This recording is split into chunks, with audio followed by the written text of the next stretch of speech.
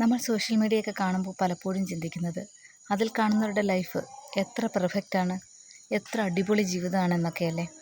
പക്ഷെ സത്യത്തിൽ നമ്മൾ ഒരാളുടെ ജീവിതം വിലയിരുത്തുന്നത് അവർ സോഷ്യൽ മീഡിയയിൽ പങ്കുവയ്ക്കുന്ന പോസ്റ്റുകളിൽ നിന്നും ഷെയർ ചെയ്യുന്ന സ്റ്റോറികളിൽ നിന്നുമൊക്കെ കണ്ടിട്ടുള്ള നിമിഷങ്ങൾ വെച്ചിട്ടാണ്. അവരുടെ ലൈഫിൻ്റെ മുഴുവൻ കഥ എന്നാൽ അതായിരിക്കുമോ? ഒരു ഭാഗം മാത്രമല്ലേ, അവർ കാണിക്കാൻ തീരുമാനിച്ച ഭാഗം മാത്രം. അഭിമാനമുള്ളവർ ജീവിതത്തിലെ പ്രശ്നങ്ങൾ പരമാവധി ലോകത്തിന് മുന്നിൽ വയ്ക്കാറില്ല. സന്തോഷം മാത്രമാണ് കൂടുതലായും ഷെയർ ചെയ്യുന്നത്.